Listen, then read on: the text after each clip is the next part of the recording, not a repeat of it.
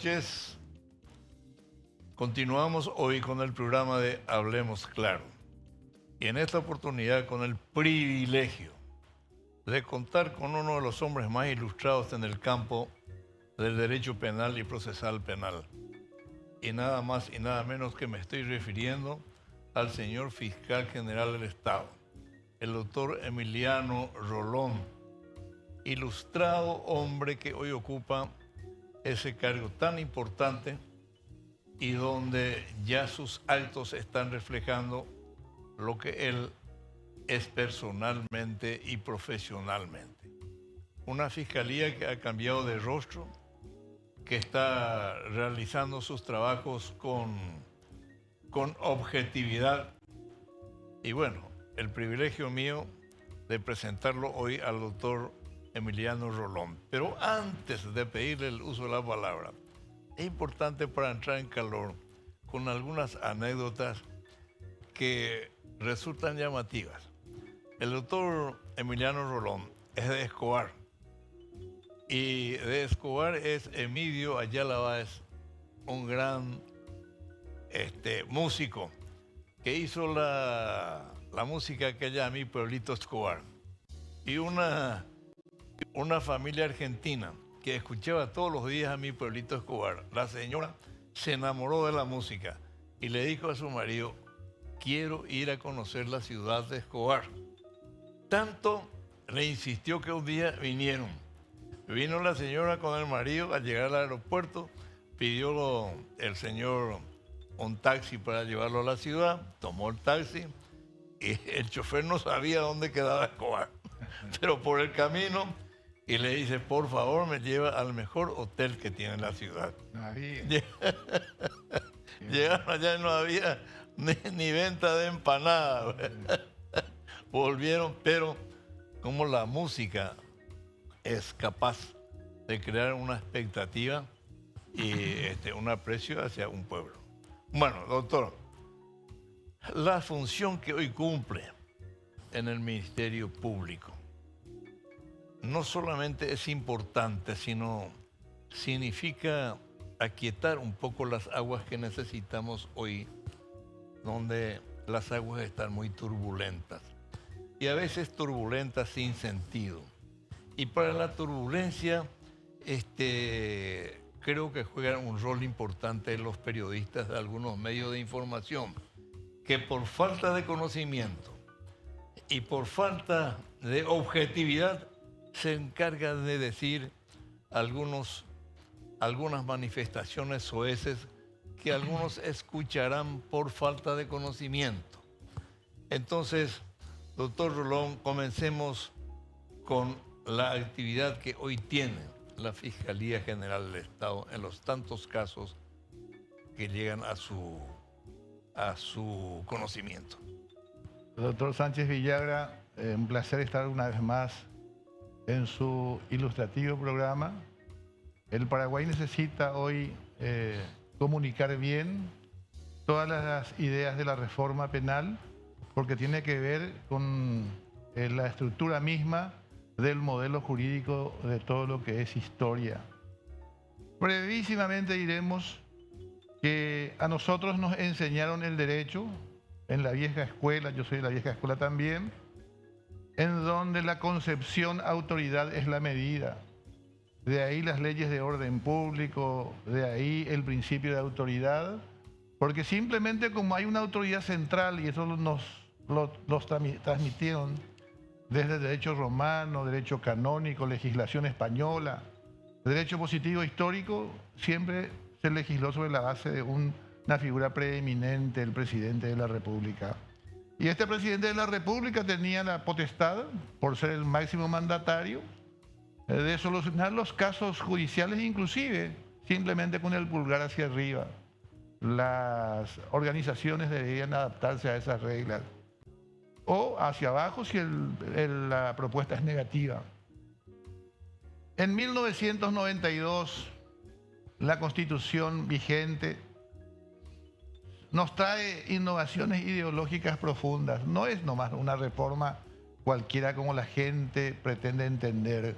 No es una reforma legislativa, sino una reforma ideológica. Esa visión autoridad cambia hacia la visión pueblo. En un Estado democrático, social de derecho y republicano hay una figura central y es el ser humano, eje y mentor de todo el sistema. Y si esto es así, la primera legislación que se ajusta a este lineamiento es precisamente la legislación penal a través de los códigos penal y procesal penal. Y con eso instalamos por vez primera una segunda opción en la visión jurídica.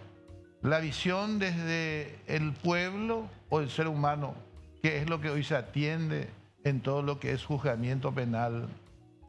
A ese dicho hay que agregar que aquella lógica formularia, escriturista de los viejos códigos que parte del mismo derecho canónico también perdieron vigencia. Introducimos la figura de la libertad probatoria. Cualquier evidencia que puede ser contrastada a través de los medios empíricos sirven, y porque con ello se forma la convicción del tribunal o del juez juzgador. Si esto es así, ya no tenemos descripciones en la ley, aquellos que hablan de testigos, de instrumentos públicos, quedaron ya prácticamente tabla rasa.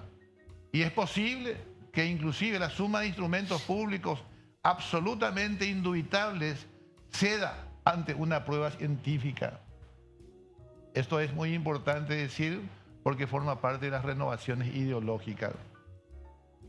Esa tremenda transformación nosotros tuvimos la ocasión de hacerlo sentir, o lo sentimos por vez primera, y el proceso de desideologización, sacar el viejo concepto autoritario, es una de las cuestiones más traumáticas. Generalmente lleva un espacio-tiempo de 3, 4 años para alguien con mentalidad abierta, porque la cultura inquisitiva se nos plasmó y se nos adentró con el tiempo. Hoy día nosotros precisamos comunicar y bien las ideas de la reforma. Entonces definitivamente estamos en un desafío demasiado importante.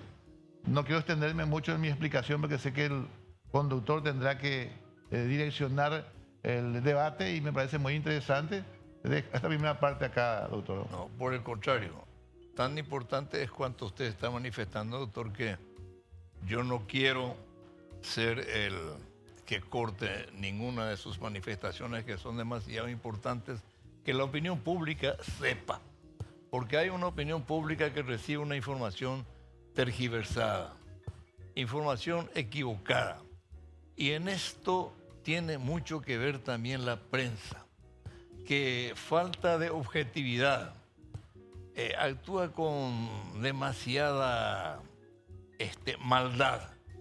Hay periodistas que se encargan de llevar todos los días unas críticas muchas veces sin sentido, la mayoría de las veces sin sentido, y quieren llevar la responsabilidad sobre la Fiscalía General del Estado como si hubiese sido la autoridad máxima para hacer cualquier cosa. Y la Fiscalía no puede hacer cualquier cosa fuera de la ley y fuera de lo que establece el procedimiento moderno. Muchos no conocen y muchos lo dicen de mala fe. Entonces, esta es la parte que a mí me llevó a solicitar su intervención en este programa, doctor Rolón, para esclarecerle a la gente, para clarificarle a la gente, no las dudas, sino las malas informaciones a que son sometidas todo el día. Entonces la gente también cree, porque la opinión pública está formada por la prensa. La prensa tiene la finalidad fundamental de formar la opinión pública, pero tiene que formar con objetividad, con conocimiento de causa y con decencia. Con decencia, no se puede decir a la puta carajo por cualquier cosa. Va en contra de la moral y la decencia. Entonces, el que está escuchando un programa de esa naturaleza cree de que eso es normal. Entonces los chicos, los adolescentes, los jóvenes, los universitarios ya se encargan de decir la misma cosa porque están escuchando todos los días en la prensa. Yo soy maestro normal y cuido mucho ese detalle. Entonces querría que volvamos a la seriedad y al respeto. No nos gustarán muchas cosas, incluso las autoridades, pero tenemos que encargarnos de manifestar nuestra opinión con decencia. Sobre esas bases, doctor, querría seguir escuchándolo, porque son tan importantes sus afirmaciones, sus manifestaciones que denotan mucho conocimiento del tema que hoy nos ocupa seguir en este programa. Gracias. En ese modelo histórico constitucional, el Ministerio Público era apenas apéndice del Poder Judicial.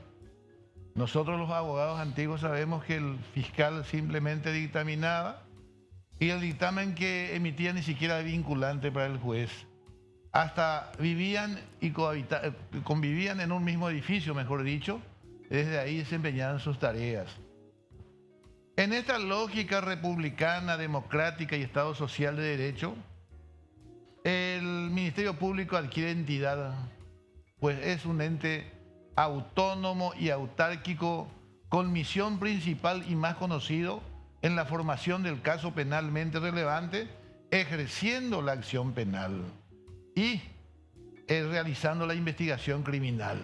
No tiene fuerza operativa, hay que decirlo, la gente quiere a veces el auxilio del Ministerio Público inmediatamente con el hecho, pero no tenemos fuerza operativa.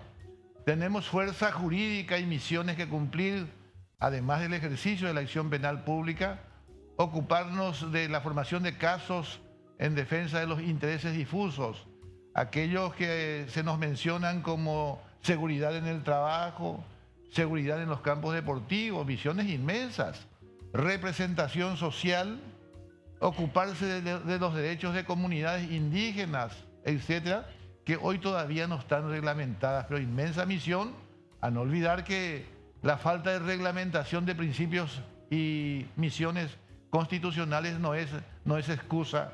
De igual modo, la entidad debe funcionar. Y en esa dimensión amplia, prácticamente hace 24 años que funciona en forma real con la vigencia de los dos códigos, penal y procesal penal.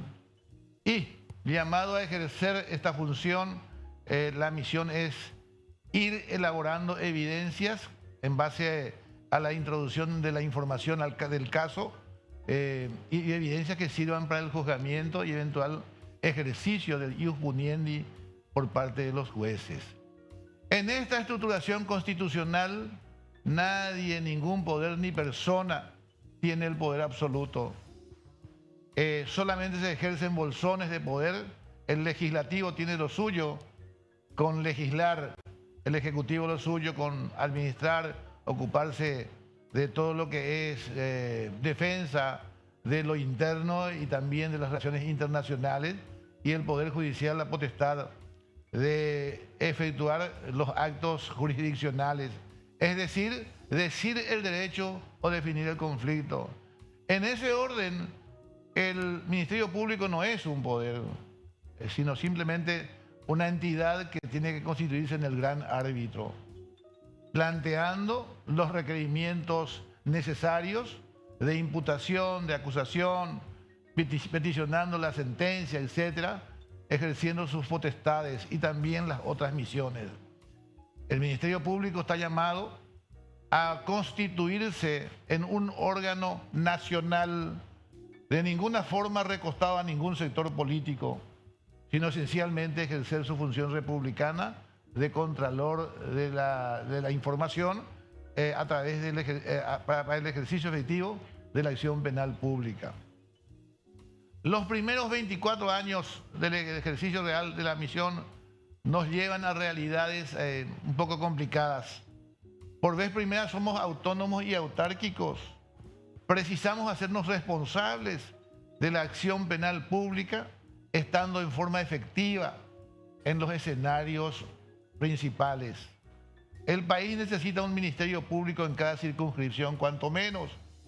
Y no solamente un sitio donde los burócratas cumplan con su misión, sino esencialmente tendientes a la investigación criminal. Tecnologías, laboratorios forenses,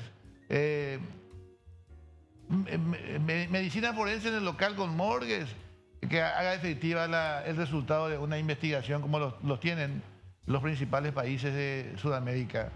Nosotros empezamos endebles porque inclusive las edificaciones del Poder Judicial lo usamos en su momento y en aquel tiempo no comprendíamos tan bien por qué habría que separarlos. La entidad investigativa puede hacer lo suyo o debe hacer lo suyo ante el Ejecutivo, el Legislativo, el Judicial inclusive. Esa corporatividad de otras épocas tienden a desaparecer. Entonces es muy importante que dotemos a la entidad de estas tecnologías. Una propuesta de justicia del siglo XXI no se realiza simplemente por intuición o por indicios, sino reuniendo las cualidades de una certeza a través de los medios probatorios que son procesados y evaluados en cada etapa del proceso. Las renovaciones son inmensas. Hoy podemos afirmar que en el mismo espacio geográfico llamado Paraguay coexisten dos lógicas. La lógica dogmática formularia de la historia, que se aplican aún en los regímenes jurídicos como el civil, laboral, contencioso administrativo, y la lógica acusatoria adversarial que tiene por epicentro al ser humano, a quien hay que justificarle cada aspecto de la realización del hecho y cada aspecto de su participación criminal por la lógica acusatoria adversarial. Aquí no se sembra ninguna certeza inicial, el estado de inocencia no permea, sino hasta la sentencia definitiva condenatoria firme. El doctor se ha de acordar que a nosotros nos enseñaron el derecho que el estado de inocencia se denerva con la prueba en contrario. Hoy se requiere de una sentencia definitiva condenatoria firme. Es decir, juzgamiento en juicio oral, eventualmente recursos ordinarios y finalmente recursos de casación como una culminación. Este juzgamiento debe realizarse en un espacio-tiempo de 4 años. Es una garantía constitucional que debe señalarse. Pues entonces, si tenemos un tiempo breve y expreso, las tecnologías son fundamentales.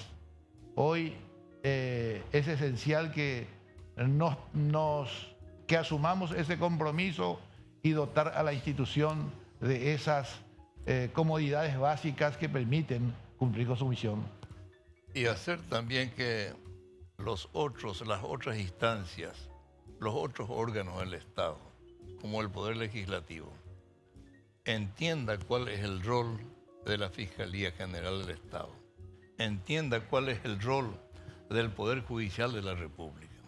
Hace pocos días he visto de que la presidenta de la Comisión de Asuntos Constitucionales del Senado le remitió a la Fiscalía un oficio para que le remita los antecedentes y toda la actuación en la causa abierta al expresidente de la República. Y me gustó por la decencia, la altura moral con que el fiscal general del Estado contestó al Parlamento Nacional. Le remito la imputación, pero no así lo otro que es de exclusividad de la Fiscalía, que no puede salir de ese ámbito. Entonces, es una demostración de autoridad, una demostración de conocimiento de causa y es una significación de que la Fiscalía está en buenas manos, que no puede por sí y para sí modificarse o dejarse sin efecto sus resoluciones y sus actuaciones. Bueno, acá me dicen y por eso felicito yo, señor fiscal general del Estado, la forma como usted contestó en la forma correcta y es el camino por el que estamos trazando para que haya respeto de las instituciones en la República del Paraguay. Bueno, vamos a hacerle caso a este joven que nos está pidiendo una breve pausa y continuamos después, doctor Rolón. Gracias.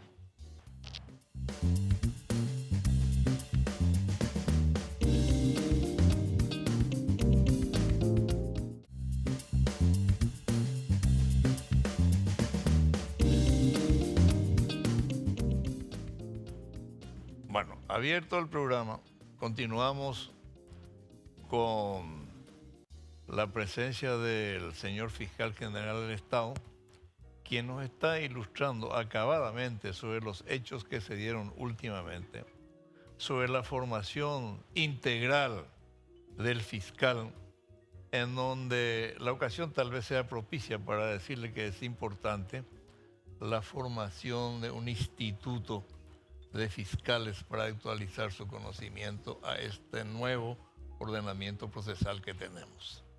De la misma forma que hace falta que los aspirantes a jueces vayan mejorando su conocimiento jurídico y actualizando su conocimiento para que podamos ver, escuchar, observar resoluciones fundadas en la ley. Entonces, modernizar algo. Yo entiendo que el trabajo de la Fiscalía se vuelve harto complicada y difícil porque los medios con que disponemos son escasos. Y esperemos que en años que van a venir vayan teniendo más conciencia los parlamentarios, de tal manera a que posibiliten que hayan mayores ingresos para el presupuesto de la Fiscalía y mejorar su posibilidad de investigar con mayor objetividad. Así como se plantea el tema en una visión política del presupuesto, parece ser que la eficiencia del Ministerio Público no es algo que agrade. Hay que decirlo con franqueza. Si nos fijamos simplemente la recta presupuestaria, estamos en el piso y desde hace 8 a 10 años. Sin considerarse en esa perspectiva que el aumento del índice de criminalidad es en un porcentaje del 90%. La conflictividad es tremenda, entonces creo que es importante exigir y controlar. Base republicana, no hay problema, pero también dotar de los recursos. Sin medios es imposible cubrir. A simple modo indicativo, hoy tenemos el menor número de fiscales desde hace 8 años, al menos. Caramba. Por una renuncia masiva, motivado también por los derechos jubilatorios, hay que decirlo. Ingresaron conjuntamente, o sea, una buena cantidad de fiscales en su momento, y hoy vencen también juntos. La primera parte se previó, pero la segunda parte no. Entonces es difícil, es difícil. Yo tengo que hacer hoy día enroques auténticos y ver cómo suplir deficiencias. Estoy fusionando fiscalías, estoy abriendo otros en algunos lugares que creo que hay mayor conflictividad y, en fin, administrar esta entidad con esas deficiencias no es fácil. Nosotros tenemos bien clara la película, creemos que esa renovación ideológica instalada desde la perspectiva constitucional y penal todavía no llegó al objetivo, por lo menos a nivel cognitivo.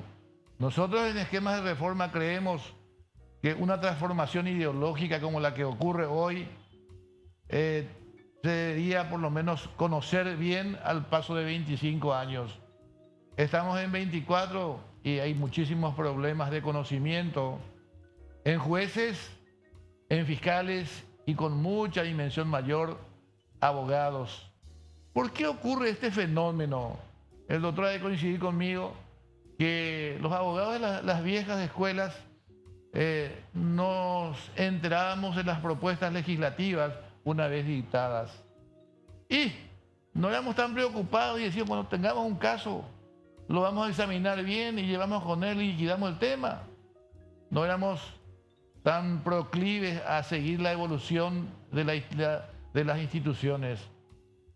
Esto nos servía en la historia, pero en esto que es renovación ideológica, el derecho visto desde la autoridad y el derecho visto desde la gente son distintos. Hay una lógica secuencial diferente que tendríamos que observar a lo largo del proceso. Entonces, hay nuevos tipos legales que eran inconcebibles en otras épocas. El ciberdelito, el lavado de activos, la trata de personas, son ya productos de la modernidad. Y como se ve el derecho en un concepto de derecho penal mínimo, lo más lesivo al ser humano, pues también cambia la lógica de la autoridad. Estos hechos punibles nuevos también refieren la infidencia en el servicio público que perjudique a una persona. Y precisamente este tipo legal afecta a administraciones del Poder Ejecutivo anterior y el denunciante es el actual. Definitivamente nos envuelve en un marco de misterios y de dudas para la gente. Parece ser una persecución política, pero no se olviden que se abren las carpetas fiscales cuando hay un hecho punible. Y esas carpetas solamente deben justificar inicialmente dos aspectos del conflicto: la existencia del hecho penalmente relevante y la existencia de la responsabilidad penal en los sujetos comitentes. Otro debate se hará a continuación. Vamos a contrastar la información de los testigos llamados al caso. Vamos a evaluar las fotografías, documentos, filmaciones, etc. Y si finalmente al término de ese debate de 6 meses el caso es lógico, es creíble, es posible, es realizable, pues entonces se habilita la gestión en la etapa intermedia y eventualmente en el juicio oral. Las evidencias, y hay que decirlo esto, el valor de las mismas no están ya establecidas en la ley. Surge de la justificación empírica en el propio juicio oral y la valoración recién terminado el debate ante sentencia definitiva. ¿Cómo cambiaron los tiempos, doctor? Entonces no es posible levantar juicios iniciales cuando todavía no son los momentos oportunos. Yo coincido que los medios a veces creo que todavía no hay buena evolución, no hay buen conocimiento, no hay buena comunicación. La gente todavía tiene un concepto erróneo y principalmente porque el otro régimen jurídico, la lógica escriturista, formularia, sigue vigente en los conflictos de orden tradicional. Y mire, doctor, hoy en la causa abierta al ex presidente de la República, en vez de facilitar una investigación seria, lo que yo observo en el trabajo de los profesionales y de la prensa es la de embarrar la cancha, embarrar de tal manera que no pueda proseguir una investigación con objetividad y seriedad. Hay situaciones realmente muy llamativas. Hay un sector que solamente le da cabida a las apreciaciones que pudiera dar un tipo de personaje que ya se sabe hacia dónde va. Y entonces eso significa falta de objetividad. Y ahí tenemos que entender, los presidentes y los expresidentes también pudieron haber cometido delitos, hechos punibles. Y eso no puede quedar sin que la investigación fiscal se haga realidad en un caso. Estamos viendo los problemas de todos los países de América del Sur hoy. Violaciones constitucionales, pero por el lado que uno lo mire. Pero se investiga. Y acá también tenemos que investigar, porque hay hechos que a mí en particular, eso no quiero que comprometa de ninguna manera al fiscal. Pero mi opinión es que los hechos que se originaron en el Poder Legislativo por una comisión de investigación fueron remitidos antes que la Fiscalía a los Estados Unidos de América, como si esto fuese una colonia. Para mí, eso es inadmisible. Ese simple hecho ya significa un hecho muy grave, que tiene que ser investigado. Nadie puede decir que esa investigación se pasó a la Fiscalía para que continúe con ello. No hubo. Se pasó directamente y se solazan. Tengo grabaciones. Yo hablo con objetividad y seriedad. Tengo grabaciones de parlamentarios que manifestaban de que tenía que remitirse a los Estados Unidos, al Congreso de los Estados Unidos, tal cosa. Como si esto fuese una republiqueta. La nuestra es una república. Por este país, por esta república han muerto en 2 guerras. Muertos paraguayos que quisieron que este país fuese libre. Y a esta altura de mi vida, no quiero ver que nuestro país sea sometido a ninguna potencia extranjera, por grande o y más fuerte que sea. Este es un país independiente. Yo creo en sus instituciones, que hay falencias, las hay, pero resolvamos nuestros problemas acá. Es correcto, doctor, yo coincido. El tema de la reforma ideológica, que es lo que me interesa comunicar ahora, es una cuestión de tiempo. El ejemplo sencillo que siempre hablo con los amigos, el cambio de sentido de las calles, cómo nos causa impacto por la costumbre de antaño, que tenemos una línea a seguir y nos parece que eso no debe cambiar. Y aquí hablamos de una renovación ideológica en donde el eje, el centro es el ser humano, no ya la autoridad. La autoridad debe cumplir con sus fines en la medida que observa esas garantías elementales. Y esas garantías nos dicen que precisamente se construye en base a una convicción clara. Antes de ahora hablé del proceso de desideologización y es lo que debemos insistir. La reforma penal, que tiene que ver profundamente con la Constitución vigente, tendrá su efectividad según el plano teórico al paso de 3 generaciones. Cada generación lo ponemos en 25 años. Estamos en el plan hoy día del proceso cognitivo que todavía no llegó bien. Tendrá que haber otra etapa de 25 años de asentamiento paulatino y finalmente el asentamiento definitivo en la 3ª generación, año 2075, si es que llevamos bien los procesos. En la vida de un país no se mide por la edad biológica del ser humano, se mide por las generaciones útiles. Así es que tenemos todavía muchos desafíos que vencer.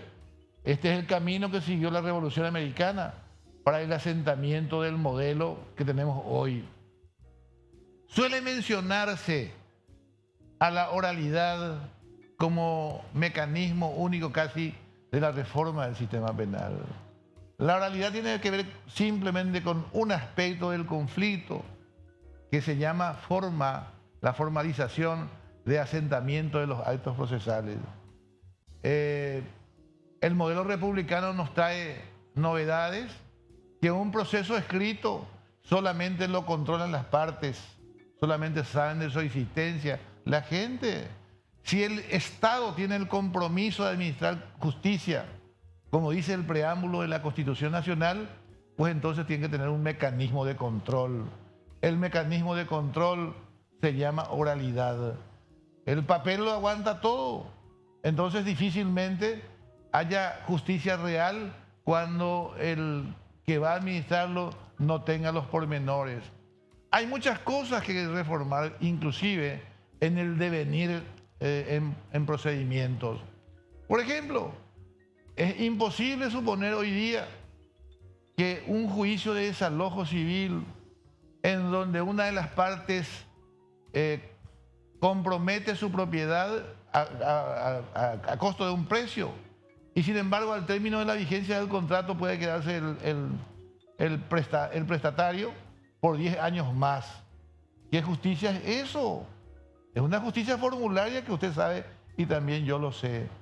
Probablemente tendremos que ver y revisar la función social de la propiedad privada, que tiene que ver con las encíclicas papales de otras épocas y volver un poco a su dimensión social. Hay muchas cosas que legalmente hay que revisar. Apenas es el inicio de un sistema de reforma que tiende a ir respondiendo a ese modelo de Estado instalado en la Constitución Nacional.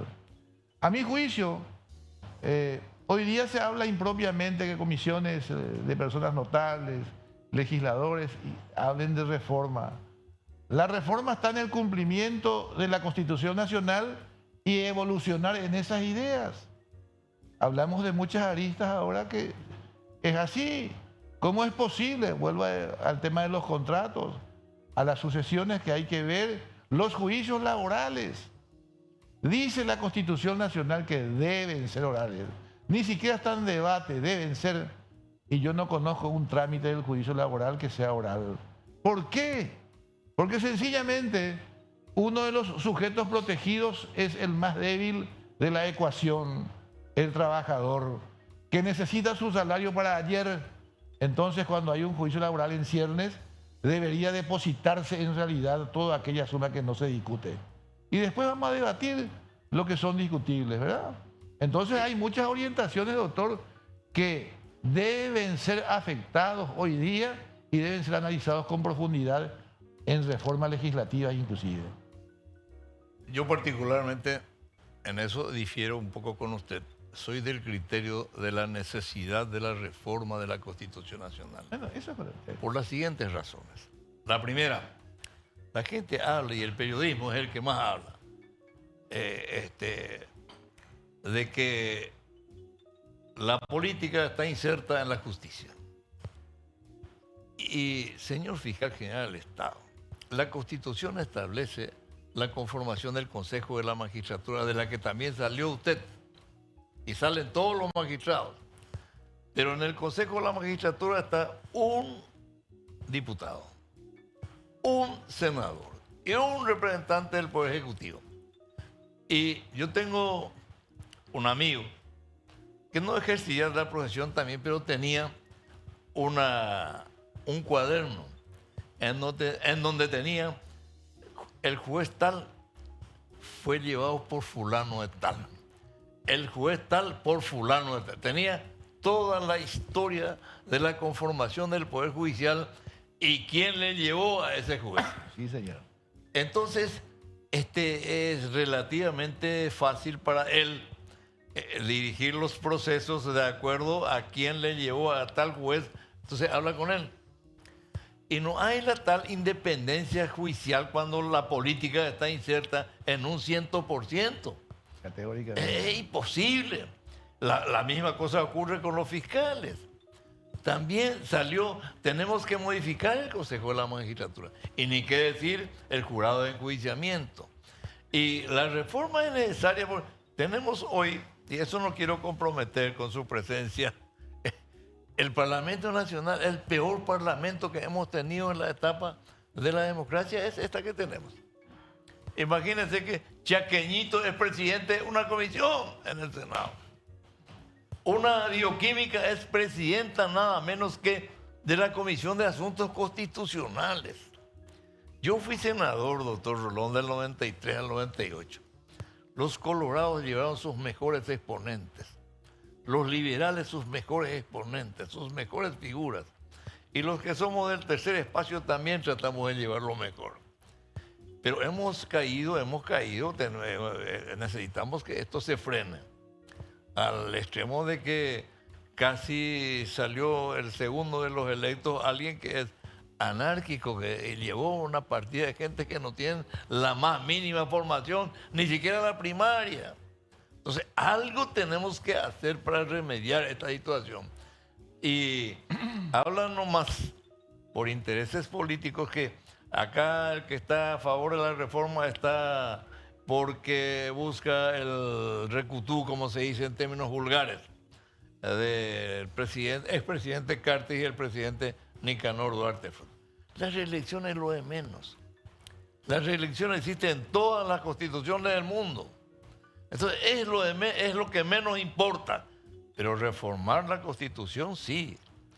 ¿Para qué un delegado de gobierno o un gobernador en el departamento Alto Paraguay, donde hay 4.000 habitantes? Un consejo con 4.000 habitantes. Entonces, hasta hoy los que forman parte de la, ¿cómo es que se llama? Los que están en las gobernaciones, que tienen un consejo, no saben ni qué funciones tienen. Entonces, volvamos a la realidad. Y yo soy del criterio, doctor Rolón, de una situación que no es tan democrática, pero es efectiva. No vamos a tener jamás un intendente municipal eficiente mientras su designación dependa de todos los que viven en la zona periférica de Asunción. No pagan impuestos, nada, pero son mayoría absoluta.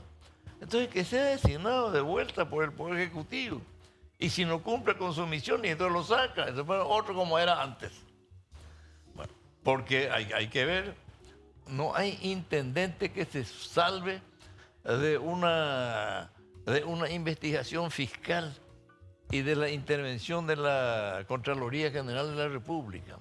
Entonces tenemos que cambiar también de chip y tenemos que reformar no solamente la Constitución Nacional, tenemos que institucionalizar las facultades de toda la República. No permitir las facultades de garaje que largan profesionales no de quinta, no larga nada. Y es un peligro para la sociedad. Entonces, también tenemos eso en donde las facultades tenemos que mejorar. Yo como recuerdo, en mi época teníamos profesores en la Facultad de Derecho de primera. Hoy no sé. Hoy tengo una amiga que es profesora y estoy teniendo clases, me dice, ¿y cómo? Si no te vas a la facultad. No, deje su casa nomás ya. Y no puede ser, no puede ser. ¿Es el segundo corte o es la terminación? El segundo corte. Bueno, entonces hablé un poco más de lo debido y vamos a un segundo corte, doctor. Sin drama. Después retomamos en el mismo punto. Ya.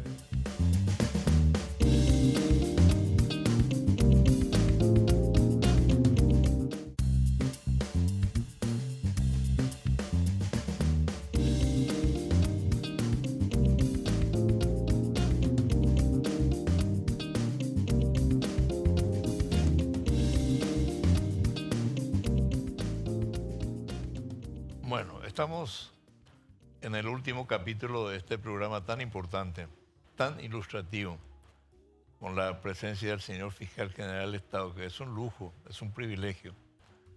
Y la audiencia va a coincidir conmigo en que muy pocas veces tenemos la oportunidad de escucharlo con tan atinadas apreciaciones jurídicas y científicas.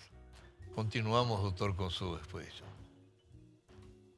Hay que decir que básicamente este derecho, visto desde la gente, el esquema republicano, nos presenta novedades profundas en todo lo que es estructuración del derecho penal mismo. A nosotros nos enseñaron los códigos anteriores, principalmente el de Teodosio González, de 1910 y 1914, un derecho formulario también con tipos legales tradicionales, en donde la metodología misma tendía a fortalecer ese principio de autoridad. El primer hecho punible legislado en el Código de Teodosio González, en la parte especial, es el de traición a la patria. Como queriéndonos indicar que lo más importante es observar ese proceso evolutivo de un país, entonces el hecho punible más grave es de traición a la patria. Diametralmente cambia el concepto en el Código Penal actual, artículo 105 y siguientes, parte especial. El primer hecho punible legislado es la agresión al bien jurídico vida. Porque la vida es el motor, lo que mueve al ser humano, pues entonces la escala de los valores en tipificar los hechos punibles tiene que ver con su interés primordial. Primero la vida, luego la integridad física, luego la libertad, etcétera, y otros bienes jurídicos. Ya al final, como culminación del examen, aparecen los atentados contra órganos constitucionales y otras innovaciones ideológicas que nos van diseñando también por qué tenemos una estructuración distinta. Los hechos punibles más lesivos a la agresión a ese bien jurídico tan importante como es la vida, tienen la mayor pena. y obviamente después hablamos del patrimonio y otras cuestiones que son inclusive objetos de atención vía salidas alternativas al conflicto. Hay una gran gama de situaciones nuevas, el tema de la instancia como mecanismo de persecución penal, el tema de la acción penal privada misma, que nos conducen a otras realidades dignos de análisis que también hoy se maneja con mucha confusión. La renovación ideológica pretendida todavía va a pasos muy lentos y creemos y juzgamos desde nuestra visión pueblo los acontecimientos conforme a esas lógicas antiguas y no como lo diseña el moderno sistema penal. Las tecnologías, insisto en esto, son elementales. Fíjense cómo justificamos antes, doctor, le llamo la atención por su formación civilista, cómo justificamos nosotros por 20 siglos una paternidad, una relación de paternidad. Simplemente por fórmulas. No me entrae tu fama, decía el derecho romano. Nombre, hay un nombre gentilicio y otro familiar. El chico o el niño tiene un nombre igual, ya tiene una primera fórmula completada. La segunda, trato. Además, las veces que venía, el padre lo visitaba al niño y, en fin, tenían una relación muy afín. Se notaba que se querían. Y por último, fama. Además, se cree luego que es de él. Todo el mundo dice que es de él. Por 20 siglos esas fórmulas dieron respuesta al derecho. Pero hoy, evidentemente, quedó desfasado con el tema del ADN. 99,9%. Fíjense cómo evolucionamos, doctor. Sí. Entonces, este tipo de análisis serio nos corresponde como país. Las fórmulas son importantes en nuestra formación. En los colegios aprendimos copiando mal que mal alguna fórmula y de memoria. Pero en la lógica racional eso no resiste a un análisis científico del siglo XXI. Así mismo, doctor. Es una realidad del mejoramiento en muchos aspectos de la vida jurídica.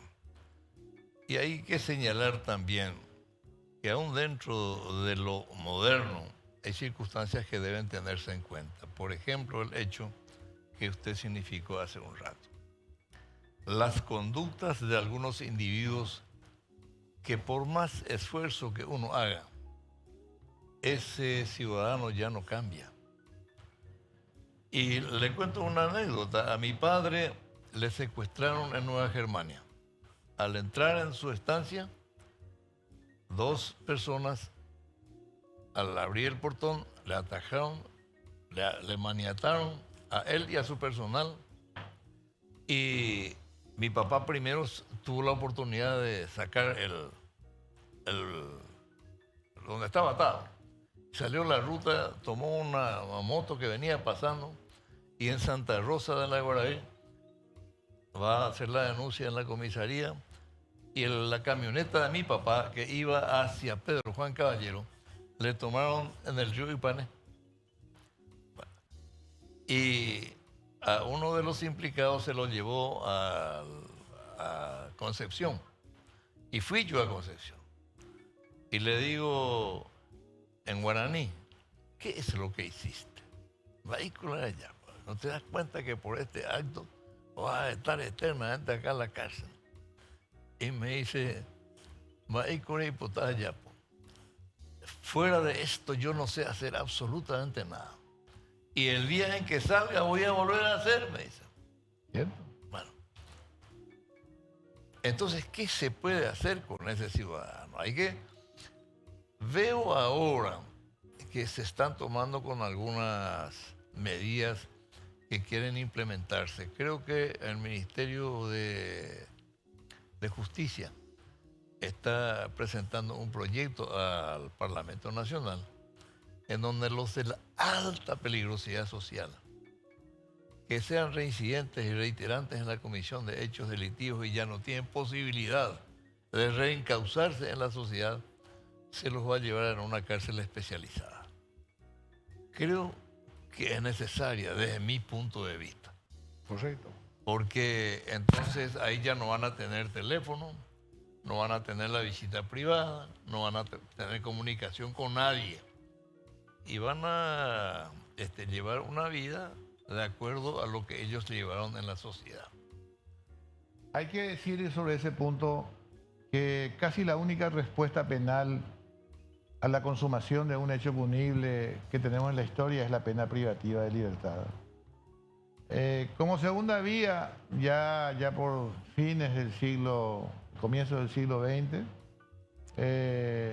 los suizos principalmente crearon una condición nueva, las medidas de seguridad.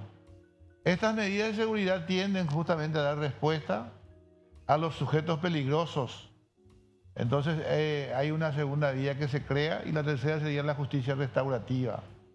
Hay muchas innovaciones en el campo penal que nosotros todavía no exploramos a profundidad, pero hay perspectivas válidas de aplicación. A los sujetos peligrosos tiene que ver, porque se afecta a la readaptación social, se le ve otra condición y tenemos que estar en condiciones también de crear nuevos mecanismos para que eso se haga efectivo. Hablamos de un tema sencillo, aparentemente, pero eso implica medios de nuevo. Ni siquiera podemos corregir las cárceles que están estructuradas conforme a las lógicas del siglo XVIII. Entonces, imagínense, teníamos unos delincuentes que usted mismo me dijo antes, que yo coincido, en el medio de la cárcel que era el dueño de todo el local. Sí. Así es que nosotros creamos las condiciones modernas y creemos en las innovaciones, pero somos bastante lentos en la medida de proveer medios para el mismo fin. Doctor Rolón, infelizmente el tiempo es oro en televisión. Nosotros querríamos escucharlo más, seguir escuchándolo. Es un privilegio escuchar su conocimiento jurídico y eso va avalada también por su personalidad, de la honestidad en el manejo de la cosa pública que viene de su familia. Es así. Y porque eso quiera ser o no, también se hereda. Por eso uno como padre trata de llevar una vida con dignidad, con honestidad, para evitar de que nuestros hijos reciban el señalamiento con el dedo si algo no hicimos bien. Entonces, termina nuestro programa infelizmente y no me cabe otra cosa que decir, sino agradecerle, desearle mucho éxito en sus funciones.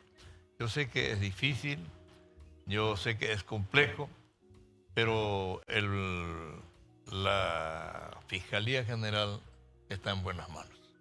Gracias por el concepto, doctor Sánchez Villagra. Yo sé que tenemos un aprecio mutuo, no de ahora. Nuestra relación es prácticamente cercana a los tiempos antiguos, familiares, así es que complacido porque una persona como usted es la que toma las pautas de estas renovaciones que son muy importantes para el país.